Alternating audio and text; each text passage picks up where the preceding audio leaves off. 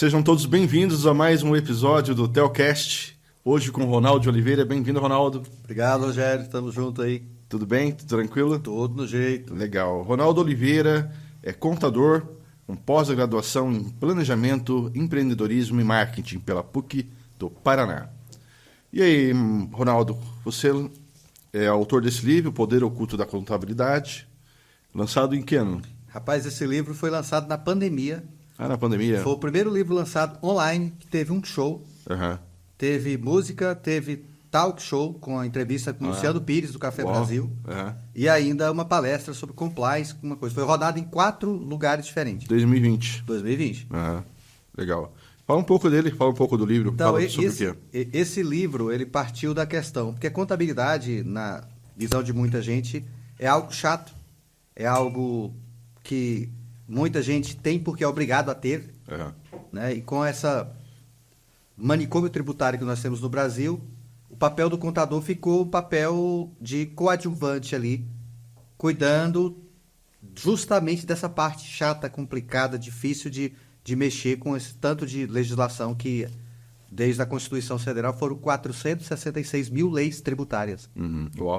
São 3 milhões de combinações diferentes para você vender um produto, determinado tipo de produto, para determinados estados. Então, assim, aí o contador, quando se inventou a tecnologia, ficou pior ainda, porque a Receita Federal, Receita Estadual, Sebrae e município, todo mundo quis uma declaração diferente. E o contador, dentro desse espectro, ele ficou rendido e o empreendedor ficou órfão. Porque o contador, que lá fora é um conselheiro, é o cara que o empresário não dá um passo sem ter um contador e um advogado do lado. E aqui, às vezes, o cara está negociando aqui, eu estou negociando com você, aí teve uma dúvida, vamos chamar o contador. Contador, como é que é isso aqui assim? É assim, assim, assim. Não, beleza, pode ir que agora nós vamos tratar de negócio. E não, o contador, na verdade, tem que estar junto ali. Vendo as estratégias, validando as informações, porque o papel dele é cuidar do patrimônio. A contabilidade é uma ciência, a ciência da riqueza e da prosperidade, que cuida do patrimônio da empresa. Então, só que isso é oculto. Pouquíssimas empresas utilizam a contabilidade para a gestão do seu negócio. As grandes, todas usam, né? Sim. Os bancos também. Ninguém presta um tostão. Cadê o balanço? Cadê o seu balanço? Sem analisar o balanço. O balanço diz tudo sobre as empresas. E você usa muito dashboard, né? Às vezes eu vejo você lá com seus gráficos. Qual que é o papel do dashboard, que é um sistema de gestão, né, informatizado, tomar decisão dentro de uma análise contábil, na análise de investimento? O dashboard, ele ajuda nesse processo de traduzir aquele monte de informação que fica lá dentro do sistema de contabilidade, ou dentro de um balancete cheio de número, você bota um balancete na mão de um empresário, ele olha aquele tanto de número aqui, para ele aquilo não faz o menor sentido. Então, a gente, através do dashboard, você traz luz àquelas informações. Curva de sazonalidade do faturamento, análise do faturamento dos últimos anos, análise da carga tributária, como é que está, ticket médio, como que está a compra versus venda. Então, você vai criando vários KPIs, vários indicadores que fazem muito sentido para empresário. Fluxo de caixa, né? Que é um fluxo de caixa. Legal, né? Sim. Às vezes, essa questão do fluxo de caixa é muito importante. Porque, às vezes, o empresário ele quer crescer, né? Olha, eu faturo 1 milhão, vou faturar daqui 2 milhões, daqui 3 meses. Só que para faturar 1 milhão, se eu trabalho com produtos, serviços, principalmente produtos, para faturar 1 milhão, eu preciso de um capital de giro, vamos supor que seja de 500 mil reais. Porque eu tenho que comprar, estocar, pagar, vender e receber. Então, esse fluxo, cadeia, né? Essa cadeia, ela tem que ser suprida. Então, se eu faturava 1 milhão e de repente eu consigo alguma estratégia que eu dobro para 2 milhões, consequentemente eu dobro a minha necessidade de capital de giro. E aí que muita empresa, quando cresce, ela quebra. Que não tem dados, né? Não tem dados. Então, os dashboards, eles dão uma visão muito boa. E aí a gente consegue trazer da contabilidade, pega essas informações, transforma isso numa linguagem mais clara, para que a gente possa ver e acompanhar a evolução dessas informações. E às vezes o gestor, né, o empreendedor, ele tem lá 2 milhões de reais na conta, né? ele acha que ele está milionário. Exatamente. Mas, na verdade, às vezes, até esses 2 milhões, ele está te mostrando de forma errada o balanço e, às vezes, está no prejuízo. Né? Perfeito. E, o professor Abikalaf, que é um cientista, membro da Academia Brasileira de Letras, que eu falo, membro da Academia Brasileira de Ciências Contábeis, que é um pesquisador, ele coloca, e, inclusive eu fiz uma fórmula, que eu também sou estudioso, né? Então, junto com ele, nós criamos Você é professor, fórmula. né? Sou Também? professor também de pós-graduação para contadores. Ah, legal. Então, nós criamos uma fórmula chamada TGEM, que é o tripé para a gestão com a eficácia máxima. Baseado em 3 coisas. A econômica, ou seja, está dando lucro à empresa, então é a visão econômica. A financeira, está gerando caixa ou está consumindo caixa. E a patrimonial. A patrimonial tem a ver com isso que você colocou. A empresa está com 2 milhões na conta. Ok, mas esses 2 milhões, a rentabilidade que ele gera, parado aqui na conta da empresa, é maior do que se ela tiver revertida em parque fabril, ou em estrutura de capital, ou em mais mercadorias. E aí você avalia através desse tripé, da parte patrimonial. Então tem que ser as 3. Eu não posso só fazer análises econômicas. Como é que está o fluxo de caixa, ou desculpa, como é que está a rentabilidade da empresa. Eu tenho que fazer o fluxo de caixa, então avaliar a necessidade de capital de giro, avaliar o giro dos estoques, né? Analisar esse ciclo financeiro, esse ciclo operacional, que você vai ver onde é que é necessário caixa. E por incrível que pareça, tudo isso a gente consegue analisar sem sequer pôr o pé na empresa, através da ciência contábil. São os dados. São os dados. Por isso que eu digo que é o poder oculto da contabilidade. Porque as pessoas não sabem disso, não veem isso no dia a dia. Então, aqui o livro O Poder Oculto da Contabilidade é um livro que desmistifica, né, a contabilidade para empresários, explicando como suas ferramentas e informações podem ser utilizadas para uma gestão eficiente, indo além de mera função de cálculo de impostos. O autor, né, Ronaldo Dias, como ele já falou um pouco aqui, usa exemplos práticos, casos reais, em uma linguagem acessível para explicar desses conceitos básicos, como balanço patrimonial, DRE, né, que é demonstração de resultados do exercício. Demonstração de resultados, né? Até a aplicação de fórmulas contábeis para análise de indicadores como liquidez, rentabilidade e endividamento. O livro também aborda a importância da análise conjunta do cenário econômico, financeiro e patrimonial da empresa, ilustrando como a falta dessa visão pode levar a problemas como overtrading e o subaproveitamento de recursos. A obra defende que a contabilidade, quando utilizada em todo o seu potencial, pode ser um instrumento burocrático e torna um guia estratégico para o sucesso empresarial, ajudando a prever cenários, tomar decisões mais assertivas e garantir a saúde financeira do negócio. Então, o Poder Oculto da Contabilidade está disponível nas livrarias. Na Amazon. Legal. Beleza, vamos partir agora para um outro assunto, Ronaldo, que me disseram, um passarinho verde me disse, que você é um dos maiores especialistas tributários do país. Que você acompanhou toda essa reforma que aconteceu, que desculpe a minha ignorância, mas não sei se foi aprovado ou não. Sim. Foi aprovado, né? Porque na parte legislativa você tem alguns passos para serem dados até que uma lei esteja em vigor. Primeiro, a emenda constitucional. Certo. Porque essa reforma foi através da emenda da Constituição. Foi aprovada em dezembro. Ok. E aí, depois que você aprova a emenda, você tem que aprovar a regulamentação dessa emenda. Porque lá na Constituição não posso dizer o imposto no Brasil vai ser de 25%. O imposto no Brasil vai ser cobrado sobre bens e serviços. A alíquota será regulamentada na lei complementar. E isso, essa que foi sacramentada agora em 2022? 23, né? Ela é a aprovação dessa emenda, é isso? Isso, é a emenda constitucional. Então demorou todo esse tempo. Isso, a emenda constitucional 132 de 2023 foi que aprovou a reforma tributária. Ok. E agora, qual que é o próximo passo? Nós estamos no passo de aprovar o chamado PLP, que é o projeto de lei que é uma outra etapa. Que é uma outra etapa, que regulamenta e diz quais são as alíquotas, qual é o funcionamento, quem é que vai gerenciar, o comitê gestor, todas essas informações, como é que vai ser cobrado. Isso passou da Câmara, depois ele vai para o Senado.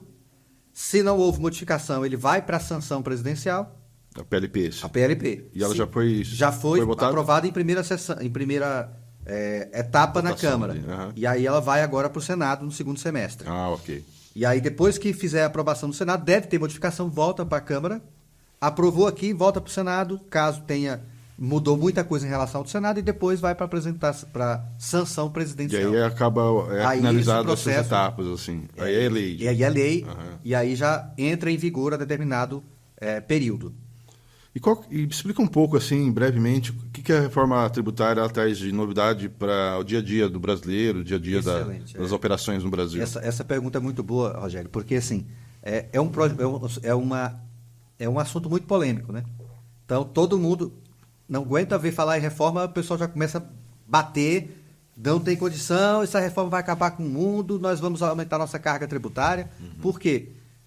Não sei se você já ouviu falar, na época lá do Tiradentes, ele morreu por causa de 1/5. 1/5 que o pessoal chamava de 1/5 dos infernos. Foi de lá que nasceu essa operação. Que era, era um imposto. Um imposto de 20% que nós pagávamos Do para Império lá. Portugal. Então, 20% é justamente 1/5. Um quinto, ok. E a nossa carga tributária hoje, ela está na faixa de 34%. Então, nós estamos pagando já quase 2/5. 2 quintos. Então, quando se fala em mexer em imposto, todo mundo fica assustado, né? Ninguém quer. E aí, nós ainda estamos vivendo um país polarizado pela política, direita, esquerda e tal, e muita gente acha, como o governo está com uma dificuldade muito grande de cumprir a responsabilidade fiscal, gastar apenas o que arrecada, né? A gente está com déficit pior do que na pandemia. Então, cara, tá todo mundo assustado. Então, quando a gente fala de reforma tributária, todo mundo já pensa, não, é para aumentar imposto. Saiu até um monte de meme aí, né? É para aumentar imposto. Então, a reforma, eu vi a reforma nascer lá atrás, antes mesmo dela entrar em 2019. Lá nas discussões. Lá nas discussões. Então, eu conheço quem são os autores da reforma. Os autores da reforma não são o governo. Os dois principais articuladores da reforma tributária chamam-se Luiz Carlos Raul, deputado aqui do Paraná, e o CCIF, através do Bernardo Api. Então, essas duas pessoas são os principais articuladores da reforma tributária há muitos anos. Você tem ideia, em 2019, eu falava com então, o deputado Alexis Fontaine. Alexis, como é que a gente traz essa discussão para a sociedade? Porque a gente está discutindo isso aqui um tempão, ninguém está nem sabendo. A imprensa não quer saber de nada, ninguém quer saber da reforma. Os contadores também não querem nem saber. Isso não vai passar, não, isso não vai para frente. Quantos anos estamos discutindo há décadas? Isso não vai ser aprovado, Ronaldo. Não vai. E, na verdade, a gente vem desde lá. Então, para mim, que já estou há tanto tempo acompanhando e converso todo dia com esses caras que estão lá fazendo e implementando a lei, não há novidade. Mas, afinal de contas, o que é a reforma? Né? A reforma é a mudança do nosso sistema tributário, que hoje é um dos piores sistemas tributários do mundo. Um manicômio tributário e um Frankenstein funcional. Com essa loucura de quase 466 mil leis criadas nesse período todo. Então, ela vem extinguir 5 impostos sobre o consumo. Então, a reforma não trata de imposto de renda, ela trata primordialmente do consumo. Então, tudo que você compra, essa água que a gente compra, tem imposto do consumo em cima dela. Um refrigerante, tudo. Você vai no supermercado, uma família que ganha até 2 salários, paga 52% de impostos. Já, sobre o consumo. Então, essa reforma veio com uma premissa de simplificar essa loucura e de neutralizar a carga, ou seja, não é para aumentar, mas também não pode diminuir. Se o governo gasta tanto, como é que eu diminuo a arrecadação? Ninguém ia deixar passar, né? Sim. Se falasse, vou diminuir a tributação, ele não deixaria passar. Então, é para manter a carga tributária. Então, são 5 impostos que vão ser extintos. O ICMS, que é pago sobre a compra e venda de produtos. O ISS-QN, que é pago sobre a que é pago sobre a prestação de serviços. O IPI, sobre produtos industrializados. E mais o PIS e a COFINS, que é pago também sobre os produtos vendidos, comprados e os serviços prestados. E ela traz uma diferença principal. Por exemplo, você que também trabalha com software. Quando eu vendo um software que o cara faz um download, isso é um produto ou é um serviço? Serviço. Mas só que o serviço, teoricamente, alguém prestou um serviço para você. Sim. Mas o cara fala, não, eu não prestei o serviço pro Rogério. Eu fiz o meu software, botei lá na prateleira, ele foi lá e pegou. Então, é um produto. Aí o Estado fala, produto é ICMS, tem que pagar para mim. Aí o município, não, isso aí não é produto, isso é serviço, tem que pagar para mim. E aí ficava essa briga. O streaming, é serviço ou é produto? Serviço. Só que aí... Tudo que vem de download é serviço, no meu entendimento. Mas aí começa. Não, mas porque constitucionalmente, não sei mais o que se for ver na essência, o serviço implica uma pessoa trabalhando para você. Aqui não, a pessoa fez o sistema e botou na prateleira para quem quiser comprar. Diferente, por exemplo, da Microsoft, que eu entendo que é um produto. Que você vai lá... Lembra que era de prateleira, né, antigamente? Pega, né? Via o disquetezinho. Pegava, né? Porque hoje é download também. Exatamente, antes vinha no disquete. Sim. E aí você ia lá e comprava, que eles até chamavam software de prateleira, né? Isso. Você ia lá e comprava lá o pacote, disquinho, né? o disquete. Né? Aí era fácil, a gente podia... Não, é produto. Uhum. Mas só que o disquete é só a mídia, onde aquele serviço, programa está. Então, se a gente seguir essa mesma lógica, mas não, peraí, continua sendo produto. A diferença é que ele estava empacotado dentro do disco e agora eu baixo direto no meu computador. Então, com a reforma tributária, acaba essa briga. Falou, não interessa se é produto, se é serviço, se é locação, não importa. Unificou. Então, tem o imposto no formato do Canadá, que é um chamado IVA dual. É um imposto só, dividido em dois, uma parte vai para o governo federal, outra vai para o estado e outra vai para o município. Mas uma única lei. Em vez de 27 códigos tributários estaduais, um só. Ao invés de 5.600 códigos tributários municipais, um único código. Então, o principal, se eu posso dizer assim, para que serve a reforma? É para simplificar e dar melhor condições de um ambiente de negócio para o empresário brasileiro, assim como ele tem lá fora. E nós estamos trazendo um modelo para o Brasil que já existe há 50 anos na Europa. É o modelo europeu, então. O modelo europeu, que é indicado pela OCDE como um dos melhores sistemas menos impactantes para os empreendedores e para a população também. Isso vai impactar muito diretamente a pequena e média empresa ou de uma forma global? Como que você entende isso? Olha, nós temos o grande legado dessa reforma. E o micro, né? Eu esqueci do micro também. O MEI. Né? O MEI, né? A grande contribuição que ela vai trazer, nós demoramos tanto tempo, né? 50 anos aí que já utiliza o IVA lá fora, é que dentro do projeto foi aprovado a automatização do cálculo, do recolhimento e da declaração. Antes era assim, né? Você vendia produto, mandava as notas para o teu contador, ele ia pegar tanto de compra, tanto de venda, tanto de crédito, tanto de débito, menos o outro, calcula e manda uma guia para você pagar. Aí depois ele tem que pegar, fazer uma declaração para o Estado dizendo que o imposto deu aquele valor da guia e manda para o Estado.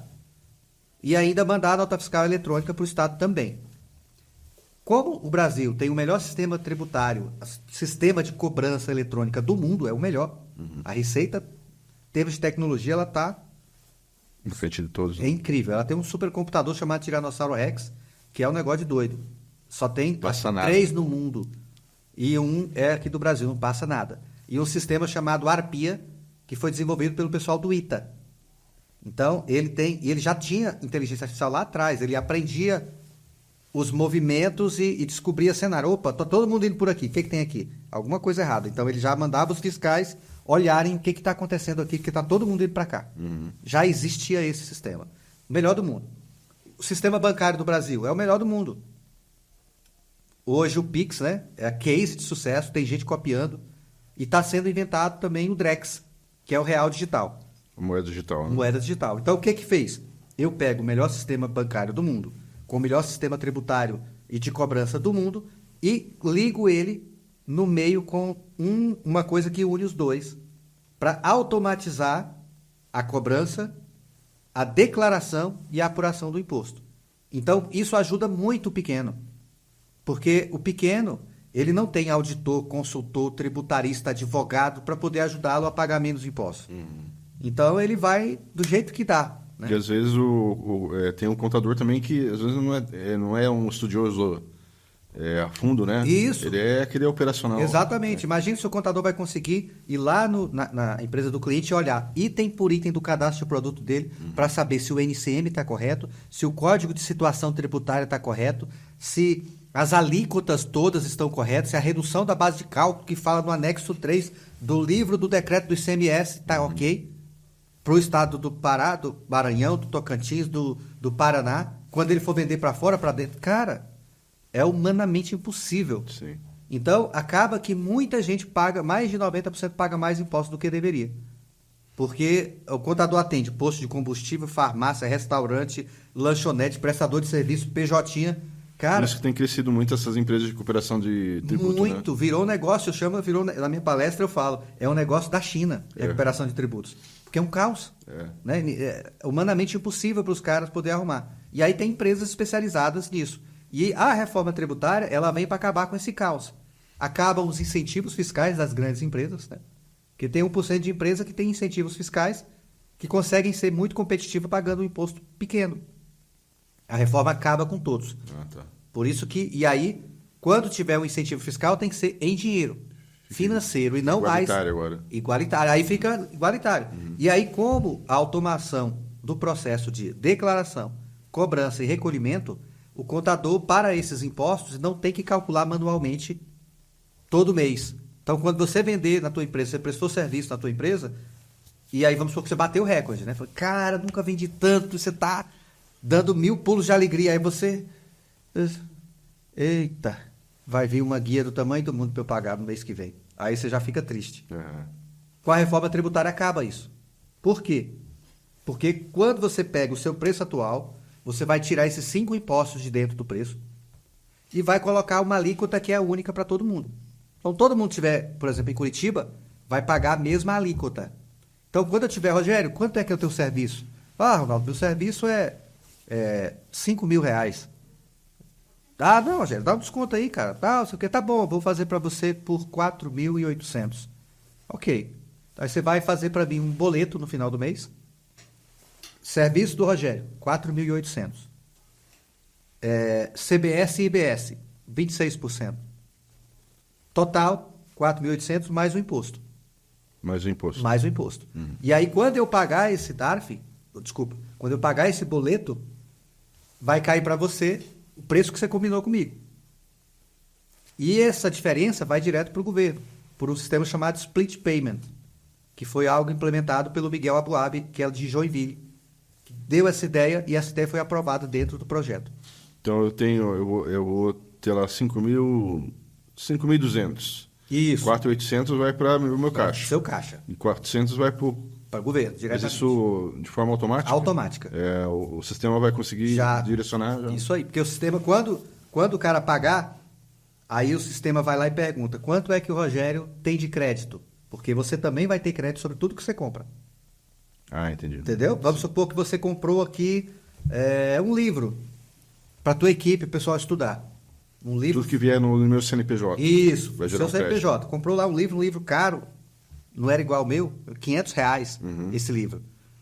Esse livro tem 26% de crédito para você. Só que você não recebe automático. Você paga lá R$500 mais 26%. E os 26% fica aqui na nuvem. Quando você prestou serviço para mim e eu paguei para você os 4.800 mais os 26%, o sistema pergunta, quanto é que o Rogério tem de crédito? Ele tem lá 26% de 500, vamos supor que dê aí os 140 reais. Né? Isso, ó, o Rogério tem um crédito de 140. Beleza, eu paguei para você os 4.800 e mais aqueles 26 de imposto que ia para o governo. Então faz o seguinte, ó, em vez de mandar todo esse aqui para o governo, compensa aqui esse crédito que o Rogério tem e paga na conta corrente dele junto com os 4.800. Automático. Nossa. E você recebe o extrato do governo falando, você teve um crédito nesse livro, você teve um crédito nessa material de consumo. Desse computador. Você teve um crédito nesse computador, não sei o quê. E aqui, você recebeu esse aqui quando vendeu, esse aqui quando vendeu, esse aqui quando vendeu. No final, zerou. Esse é o primeiro modelo. Quem criou esse sistema? Miguel Abuab. Miguel Abuab. Porque ele falou, olha, eu vou unir os dois melhores mundos que nós temos no Brasil e vou colocar no meio o que ele chama de uma fatura eletrônica, que faz o link entre o pagamento e a nota. E aí a declaração se dá na nota eletrônica. Na nota já diz, ó, estou vendendo para o Ronaldo prestando serviço de 4.800 e o imposto é 26%. Mandou para o governo. Pronto, já está declarado, já está no sistema. Já vai aparecer lá, ó. A tua empresa gerou um imposto de 26, estou esperando agora só o cara pagar. Quando ele pagou, ela consulta o que você tem de crédito. De forma tudo automática. Tudo automático. Automatizado. Igual quando você manda um Pix, né? Peguei o teu CPF e mandei um Pix. O sistema vai lá no Banco Central e pergunta, esse Pix aqui é de quem? É do Rogério, da conta não sei qual, número tal do Banco do Brasil. Aí pergunta, tem dinheiro na conta de quem está pagando? Tem. Então pode pagar e depositar para ele. E assim funciona. Vai ser segundos, né? em segundos, né? São bilhões de operações diárias. Né? Então, quando passar o cartão de crédito, do mesmo jeito. Passei o cartão de crédito, ele vai do sistema do governo, pergunta como é que tá, vem aqui e tal, e faz o pagamento. Então, é a pergunta que eu ia fazer, se teve mudanças significativas na alíquota. Teve, então? Isso, porque a aplicação. alíquota vai ser o seguinte, vou emendar essa tua pergunta com uma que a gente ouve muito nas polêmicas. O Brasil vai ter o maior sistema de consumo do mundo. É verdade. Vai ser o maior do mundo. Só que não vai ser. Já é. Vamos fazer as contas. ICMS no Brasil, em média, 20% de alíquota. 20, né? Ok. Vamos supor que vou botar para baixo, que a alíquota, em média, do IPI seja 5%. Nós já estamos falando de 25%. Tem o ISSQN. Vou botar em média 3%. Nós já estamos falando de 28%. Pago 6. Mas não acabou ainda não. Tem o PIS e a COFINS. Vou botar em média aqui que é 9,25 para o lucro real, né? E para o presumido 3,65. Então, vamos botar na média aqui 6% na média. Então, nós já estamos falando de 34%. Mas não acabou ainda. Tem mais o ISSQN. Então, quando termina essa conta, dá quase 40%. Já é hoje. Mas você não enxerga. Porque está tudo enfiado dentro do preço. Essa é outra coisa. Quando você der o seu preço para mim, eu não vou pedir para você, não, faz sem nota, que eu sei que é mais barato. Porque se você fizer sem nota, eu não recebo os créditos. E nem você recebe o seu. Então, o imposto é por fora. Você vai dar desconto no teu serviço. Do imposto, todo mundo paga exatamente o mesmo imposto. Então, isso dá uma mudança. Porque o que acontece? A inadimplência e a sonegação, ela está dentro do preço. Está dentro do custo do produto que a gente paga hoje. E esse sistema todo, ele visa também reduzir a inadimplência e reduzir a sonegação. Porque como muita gente não paga, o governo fala assim, só esse percentual tá dando não. Vou ter que aumentar. Quem que vai pagar? Quem já paga. E aí o imposto e a alíquota final vai ser a alíquota necessária para manter a mesma arrecadação. Então, há uma tendência que essa alíquota ela seja reduzida no futuro. Essa reforma foi implantada na Índia, em 2017. Lá chama-se GST, Goods and Services Taxes, né? Imposto sobre Bens e Serviços, igual ao do Brasil, que é CBS. E IBS, Imposto sobre Bens e Serviços, e Contribuição sobre Bens e Serviços. E lá, rapaz, quando entrou, imagina a Índia, 1 bilhão e 300 milhões de pessoas. Alto giro de consumo. Cara, e o mercado extremamente informal, né? Então, quando entrou essa regra, e lá não é tão automatizado como vai ser aqui. A tributação continuou, mas o valor arrecadado do governo foi lá para as alturas. E aí, com isso, eles foram reduzindo a alíquota. Porque é aquela coisa, né? Se você tem um imposto muito alto, pouca gente quer pagar. Mas se você tem um imposto mais baixo e expande ali quem paga, fica mais leve para todo mundo. O empreendedor não quer ficar ilegal. Muitas vezes ele se vira lá e fala, cara, não dou conta, eu vou ter que... Não. Né?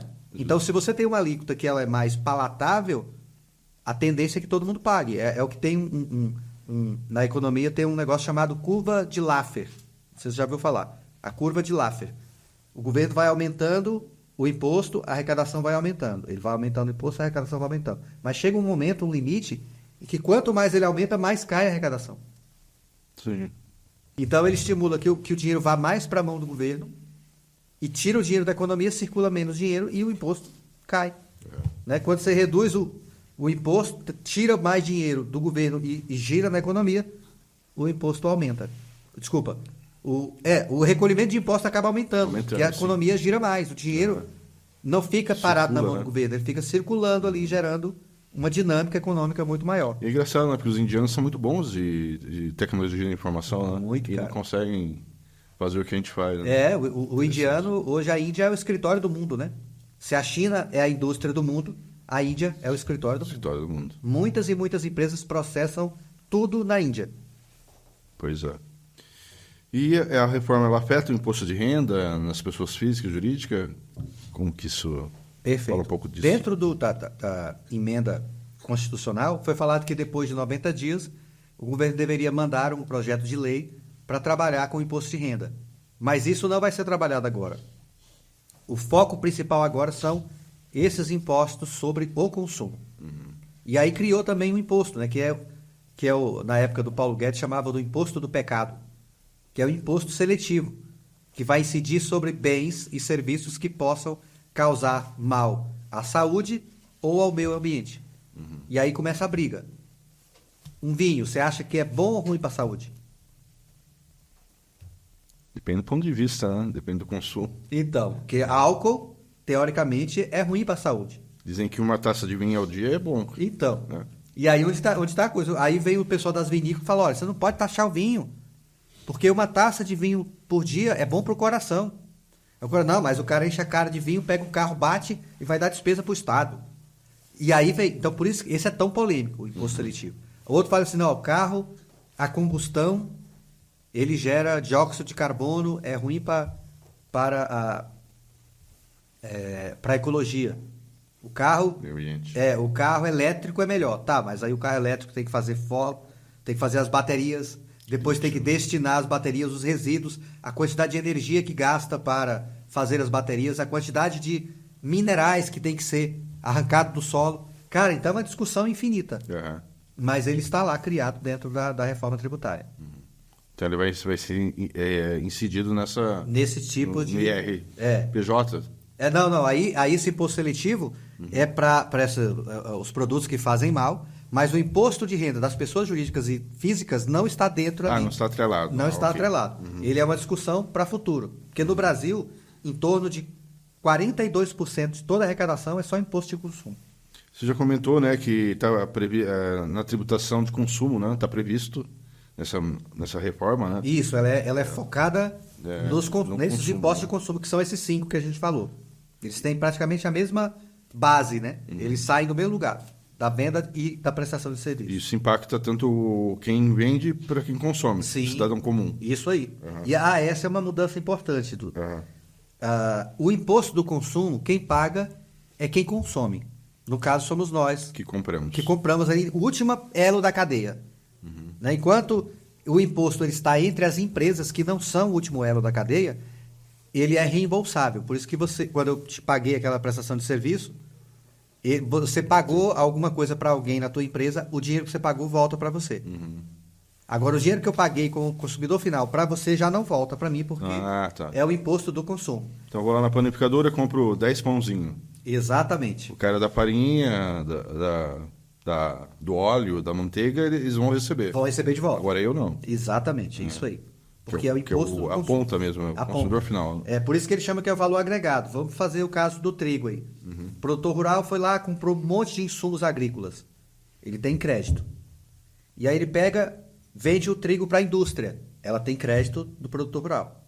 A indústria processa o trigo, vende para a padaria. A padaria tem crédito sobre o trigo. Aí ela fez o pão e te vendeu. Você não tem crédito mais. Acabou ali? Acabou ali. Hoje, Acabou teoricamente... no dono da padaria. Isso, assim. O dono da padaria ali. Quando vendeu para você, a diferença é que quem vai pagar esse imposto não é o dono da padaria. É você que comprou o pãozinho. É você, entendeu? Hoje as empresas, elas trabalham para o governo, junto com os contadores. Porque eu pego esse pão, vamos usar o exemplo do pão. Você comprou lá R$20 de pão.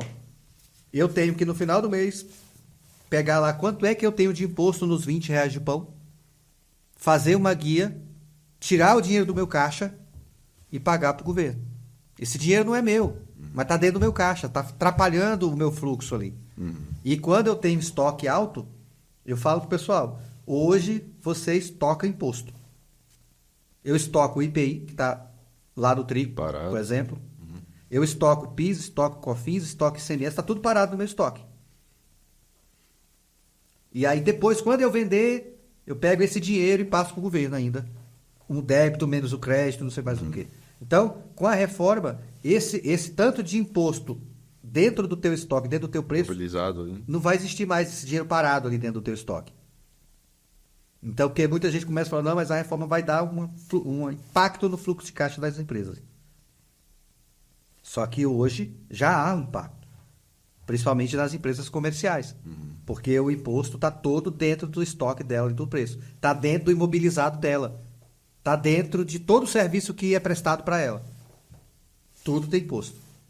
E isso não tem nada a ver com a... Me passou pela cabeça que agora, quando eu vou lá no mercadinho, ele me diz que é CPF na nota. Perfeito. Isso afeta? Ótimo isso, porque é um outro... Porque o que acontece... É uma outra questão, né? Mas está na reforma tributária. Tá na reforma isso? Tá. Porque o que acontece? Eu preciso estimular as pessoas a solicitarem documento fiscal. Certo. E aí o que acontece? Quando eu vou lá, né, São Paulo, Paraná, nota fiscal paulista, senhor, né? A pessoa que pega a nota, aquelas que estão cadastradas no sistema de Bolsa Família e toda aquela coisa, elas vão receber um cashback.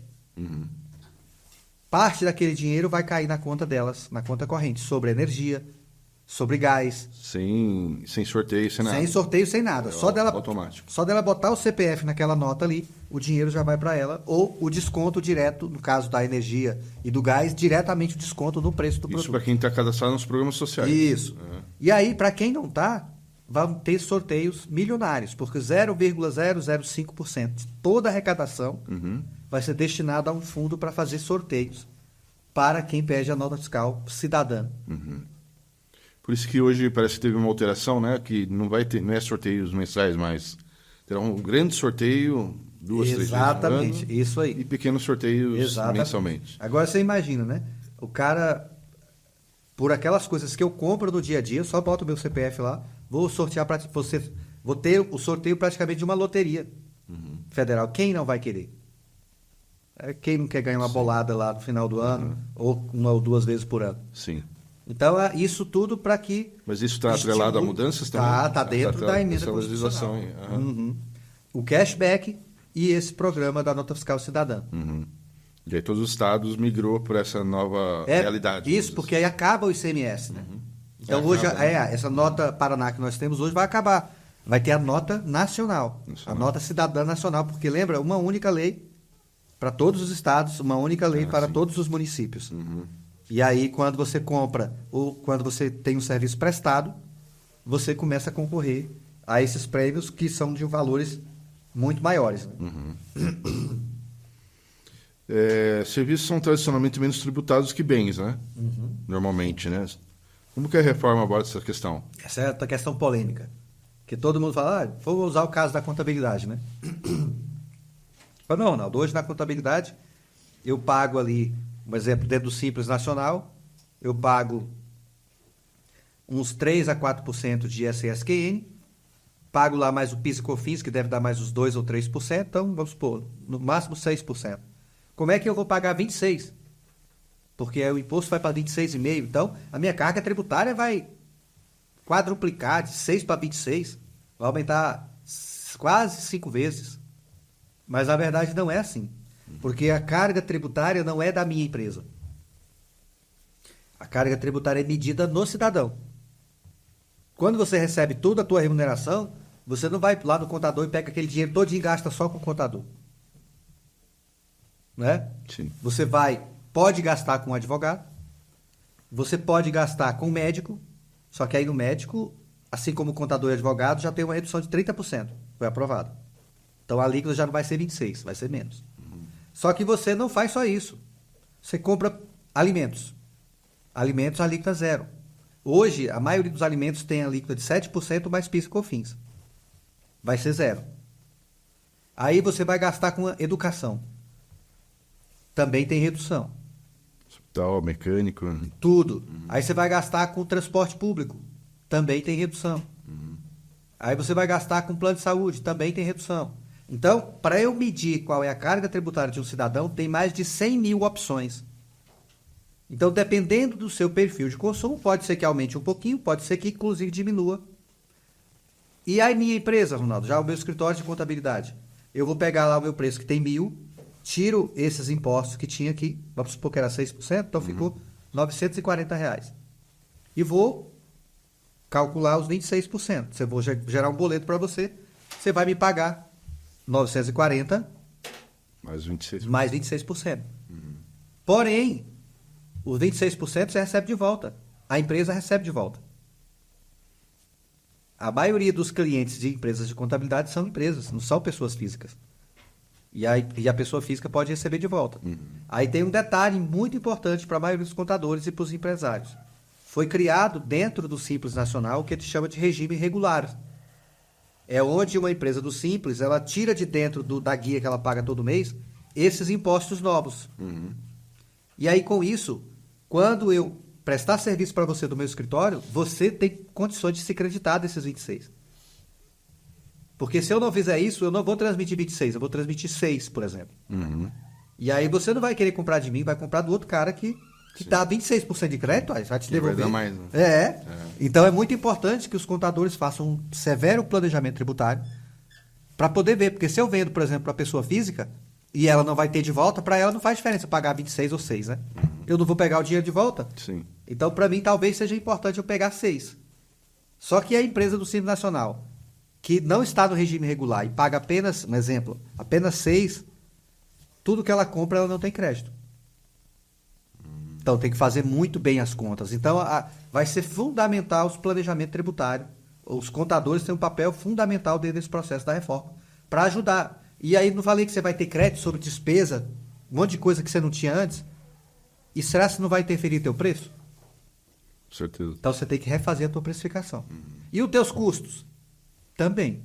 Você vai ter que refazer a precificação e o custeio do teu produto ou do teu serviço. Por quê? Se você falar só assim, não, eu só vou tirar o imposto que eu pagar e vou jogar 26%. Aí o teu concorrente paga, não, eu vou tirar esse, mas eu também vou tirar os créditos que eu vou ter agora que eu não tinha. Então, em vez de vender por 940, eu vou vender isso aqui por 850. Aí, quando eu comprar daquele cara, eu vou comprar o serviço mais barato do que o teu. Eu não vou comprar na tua mão, sendo que o cara está vendendo por 850. Sim. E o imposto é igual para todo mundo. Sim.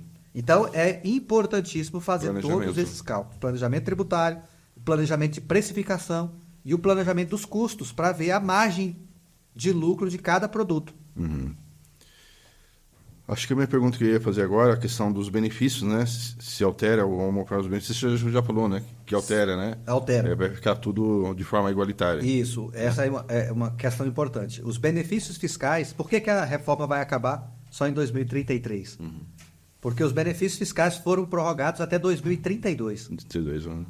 Há discussões para ver se a gente consegue reduzir esse prazo, fazer alguma conta para trazer esses valores para cá e ir abatendo logo. Porque as empresas que têm benefício não dá 1% das empresas do Brasil. E aí, por causa de 1%, 99% fica no caos. São grandes conglomerados que têm esses benefícios. Exatamente. E aí, essas empresas, elas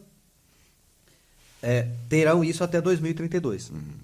E hoje existe algum desafio na implementação da reforma? Existe algum obstáculo ou ela está transcorrendo dentro do prazo? Está tudo dentro do prazo, até agora, dentro do cronograma. As discussões que estão, por exemplo, uma das discussões que são importantes é, por exemplo, do setor de construção civil. Porque o setor de construção civil, imagina uma alíquota de 26% sobre uma casa. Né? Ia ser um impacto violento. Então, estava previsto na emenda constitucional que haveria uma redução, foi aprovado no PLP 20% no projeto ainda, foi colocado no projeto 20% de desconto, depois foi ampliado para 40%, e ainda tem um monte de outras deduções para poder fazer esse cálculo, porque começaram também a dizer que o imposto ia aumentar 25% a 26% em cima dos imóveis. E não é verdade isso, a conta tem que ser feita também do mesmo jeito, porque as construtoras vão ter desconto, vão ter crédito, então esse setor também tem que se fazer um trabalho muito grande de planejamento tributário para que o imóvel seja vendido no preço condizente para o que vai adquirir aquele empreendimento. Né? Empreendimento. E você já disse também, né, que o sistema tributário em relação aos outros países é muito avançado, né?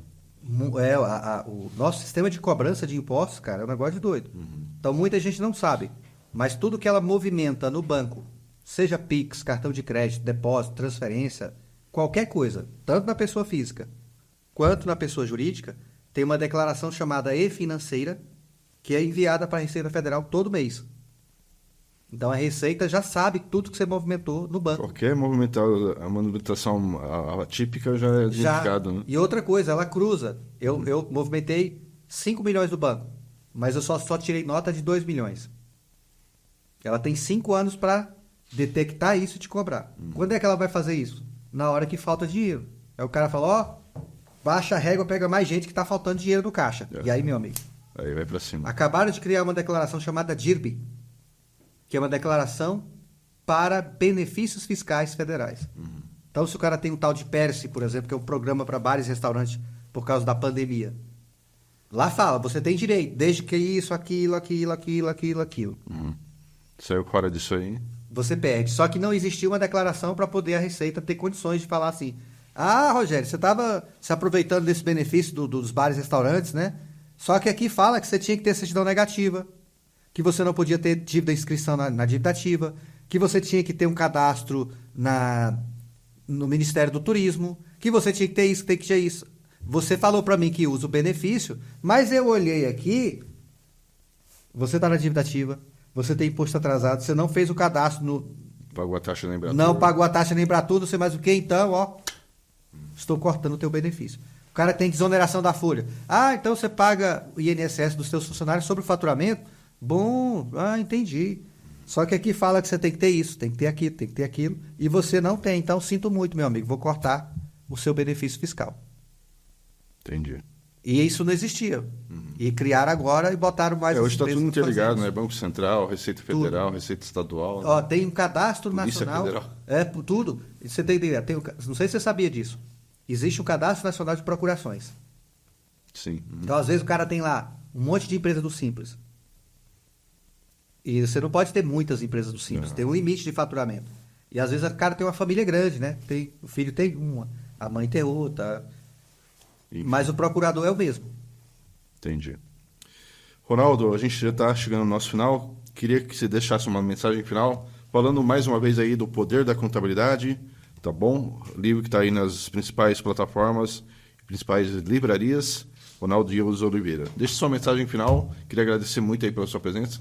Ficaríamos horas aqui discutindo isso, que é um tema muito abrangente, mas infelizmente nosso horário está chegando ao fim. Na hora, Rogério. Obrigado pelo convite. É sempre muito bom a gente... Obrigado a você por ter aceitado. A gente trazer essas informações de uma forma mais... Eu tentei ser o mais didático possível, né? Foi legal. Para que fique mais fácil de compreender essas questões complexas. Sim. Para quem quiser saber mais sobre a reforma tributária, eu criei um site chamado reformatributária.inf.br. Então lá tem um monte de artigos que eu escrevi com um guia completo sobre a reforma tributária. Legal. Se os contadores quiserem, lá também tem mais duas coisas. Tem uma masterclass que eu fiz explicando tudo sobre a reforma e também uma comunidade que nós criamos para trabalhar e conduzir os contadores desse processo de conversão, de transformação, né? Que é uma transformação profunda dentro das empresas contábeis e dentro dos seus clientes. E a gente tem um papel muito grande para poder fazer... Uma plataforma, então, robusta. Uma plataforma. E nós criamos a Ivana. Ivana é uma inteligência artificial russa, por isso que o nome dela é Ivana. Porque ela é especializada no IVA. E aí chamei ela de Ivana. Legal. E o Ivana é o nome russo, então fui lá para a inteligência e mandei ela fazer uma foto de uma russa. Então a russa, a Ivana, ajuda os contadores com respostas sobre perguntas sobre a reforma. Que legal. Ivana, como é que funciona a reforma tributária para bares e restaurantes? Ela vai dizer, de acordo com o artigo tal, da lei tal, os bares e restaurantes têm um benefício desse, daquele e tal, e assim, assim, assim. Me manda um exemplo de como que eu calculo. Calculo assim, assim, assim, assim. Que legal. Então, é uma inteligência que eu criei junto com um amigo meu, que é o Júlio Moreira, cara também contador, especializado em tecnologia. E a gente treinou essa inteligência artificial para que ela pudesse dar respostas assertivas em cima das legislações da reforma tributária. Repete de novo o endereço. Então, é reformatributária.inf.br. Lá você vai ter acesso à Masterclass e também acesso à comunidade e ao blog com informações gratuitas que eu escrevi ao longo desse tempo todo aí sobre a reforma tributária. Muito bom. Ronaldo Dias, muito obrigado. Obrigado a você que esteve conosco até agora. Um grande abraço e até a próxima.